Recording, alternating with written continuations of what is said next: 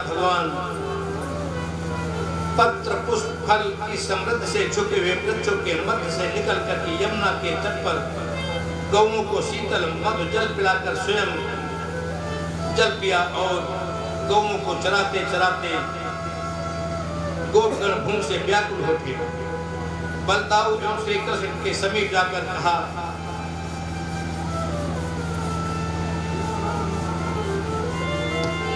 मुझे भूख लग रही है। स्थूल शरीर और सूक्ष्म शरीर, चीर हरण का जो प्रसंग है, प्राणियों को बहिर्दृष्टि से सिवा अंतर्दृष्टि से भी देखना चाहिए। गोप भगवान श्री कृष्ण और गोपियां उनके अंशभूत जीव हैं। ये जितने जीव हैं ये भगवान के अंश हैं, वही गोपी है। जीव पुरुषत्व को भुला करके प्रकृति बन बैठा है। स्थूल शरीर और सूक्ष्म शरीर ये दो उसके आवरण हैं। शास्त्रों में ये अपरा और परा प्रकृति के रूप कहे गए। अपरा प्रकृति अपरा प्रकृति ये ब्रह्म विद्या का विषय है। इसको गीता में अगर आप लोग गहन अध्ययन करोगे तो इसको हम बताएंगे। यही गोपी रूप जीव दो वस्त्र है। जीव जब भगवत प्राप्ति की इच्छा से साधना आरंभ करता है तब भगवान कृपा करके उसके दोनों वस्त्र हर लेते हैं, जिससे जीव का देह अभिमान टूट जाता है और वो इस देह अभिमान से निवृत्त हो जाता है और विशुद्ध चित्त होकर के ईश्वर के प्राप्त का अधिकारी हो जाता है।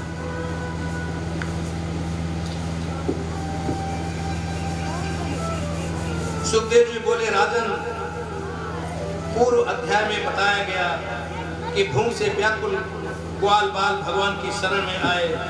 ये बालक प्रतिदिन भोजन साथ लाते हैं, किंतु उस दिन कन्याओं को परेशान करने के लिए भगवान ब्रह्म मुहूर्त में ही घर से निकल आते हैं गौओं को लेकर के। इसलिए घर से कुछ भोजन इत्यादि नहीं ला सके, खाद्य सामग्री छोड़कर चले आए। जब भूख लगी तो बलदाऊ जी और भगवान के पास बोले, भैया आप शत्रुओं को नाश करने वाले हो, आज क्षुधा रूपी शत्रु हमें सता रहा है, आप इसका दमन करें। भगवान ने तुरंत यज्ञ पत्नियों, एक स्थान पर यज्ञ हो रहा था और भगवान ने अपने गोप ग्वालों से कहा, जाओ वहां यज्ञ हो रहा है और ब्राह्मणों से कहो कि हम लोग भूखे हैं, हमें हमारी क्षुधा पूर्ति करें।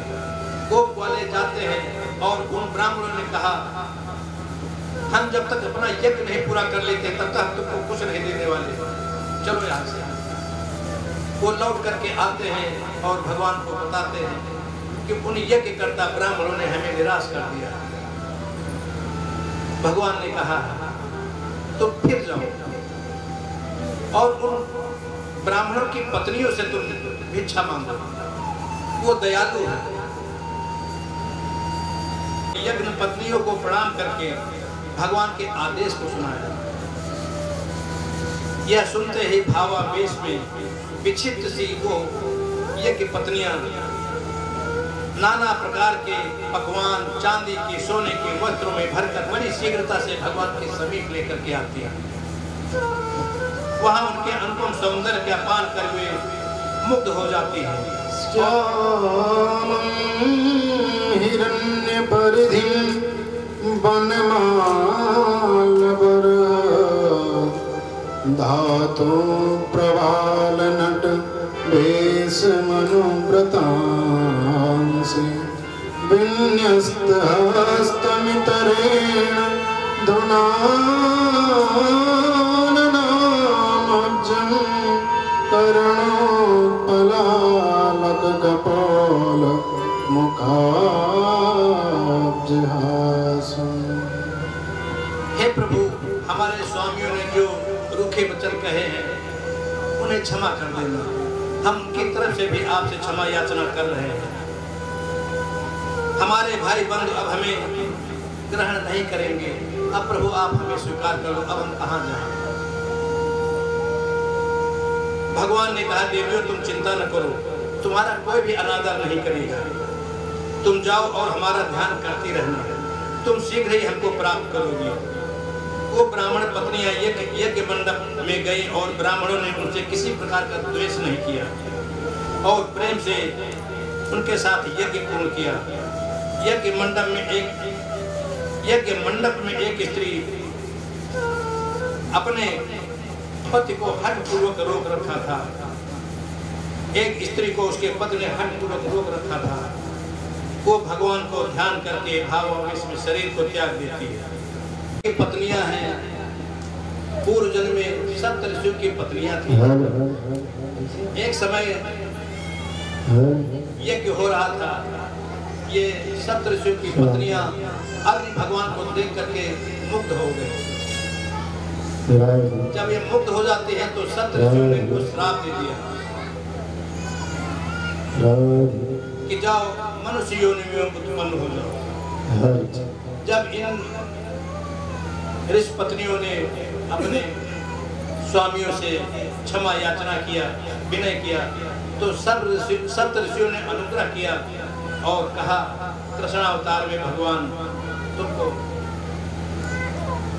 को जब तुम अन्न प्रदान करोगी तो तुम्हें विष्णु लोक की प्राप्ति होगी।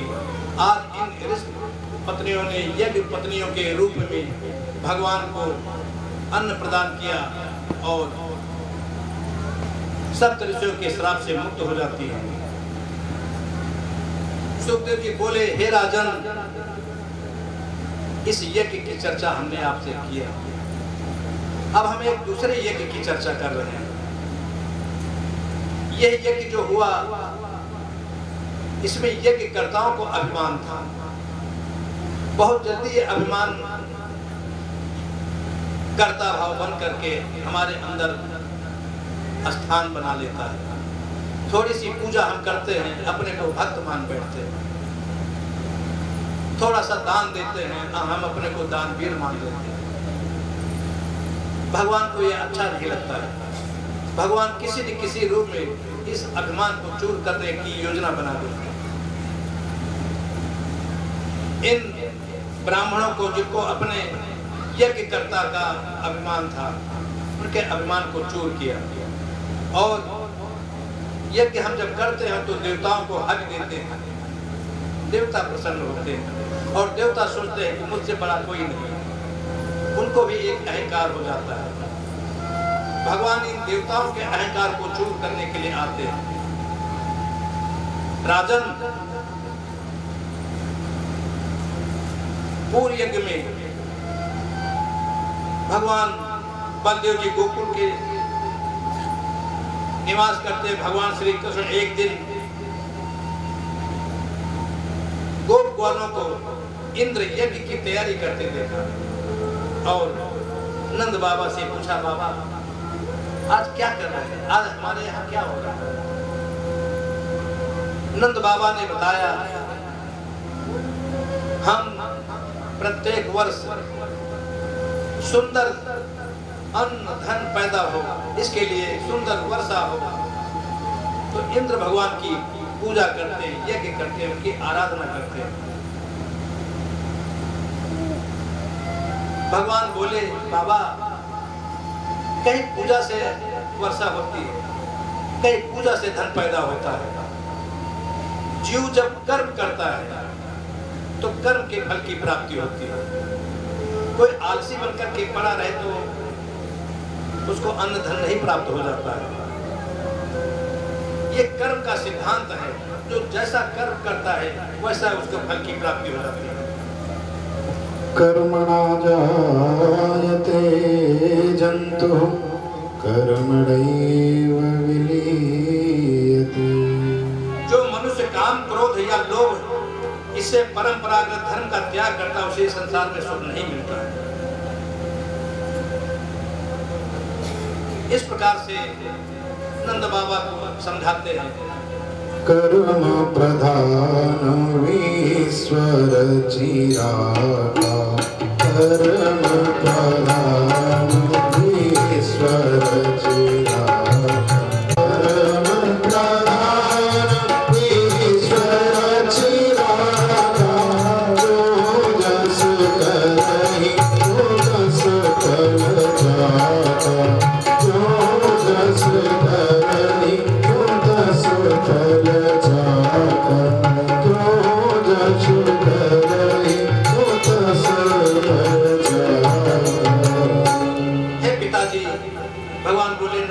से, हे पिताजी, हम लोग वन पर्वतों के निवासी हैं, हमारे प्रधान देवता ये वन है, ये पर्वत है, इसीलिए गौ, ब्राह्मण और गोवर्धन का ही यज्ञ पूजन होना चाहिए। इस यज्ञ की जितनी भी सामग्री यहाँ उपस्थित है वो सब हमें इसी में लगा देना चाहिए। नाना प्रकार के पकवान बनाए जाएं, खीर, मूंग का पाक, हलवा, मालपुआ, पूरी, कचौड़ी, कढ़ी, पकौड़ी, दही, बड़े आदि नाना प्रकार के व्यंजन बनाए जाएं। सारे ब्रज का दूध इकट्ठा किया जाए, कर्मकांडी वैदिक ब्राह्मणों को बुलाया जाए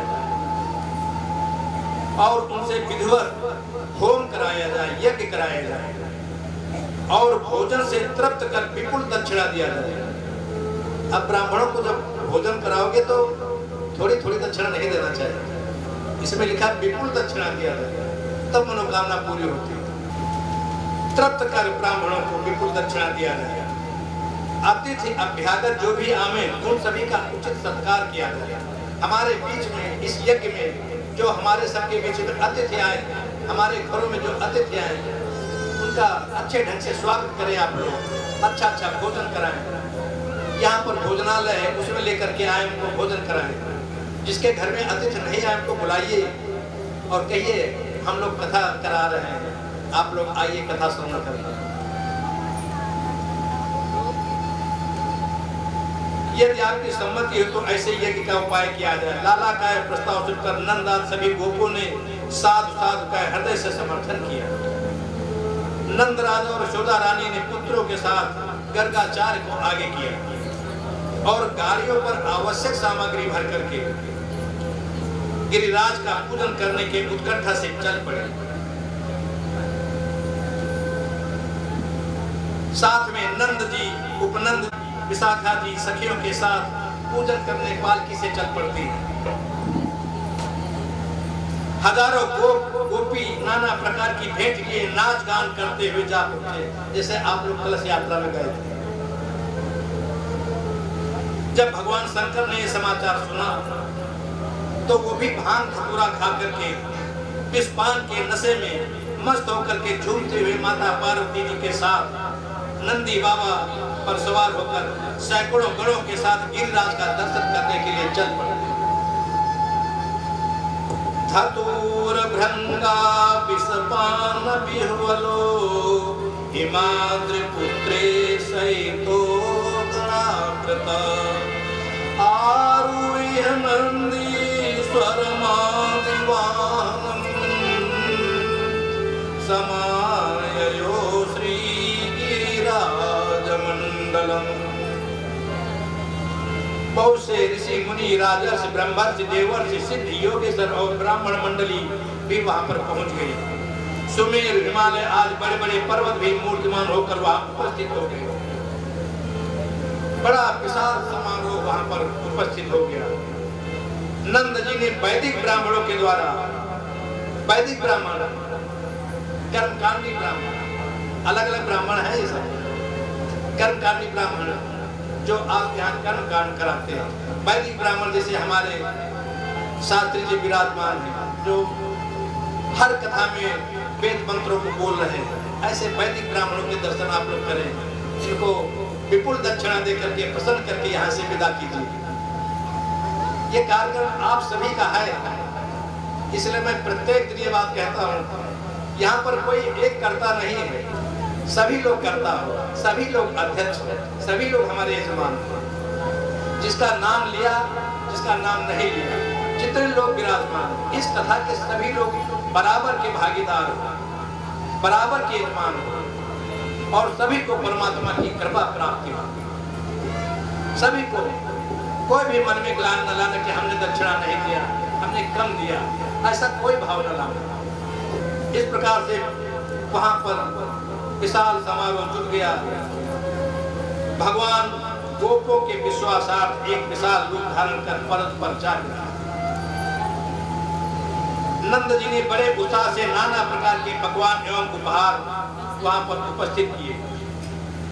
उसी समय भगवान शिव ने भी अपने झोले से भांग के बने हुए लड्डू बर्फी, मोहन भोग एवं नाना प्रकार के पकवान निकाल करके स्वयं भगवान को भोग लगाया।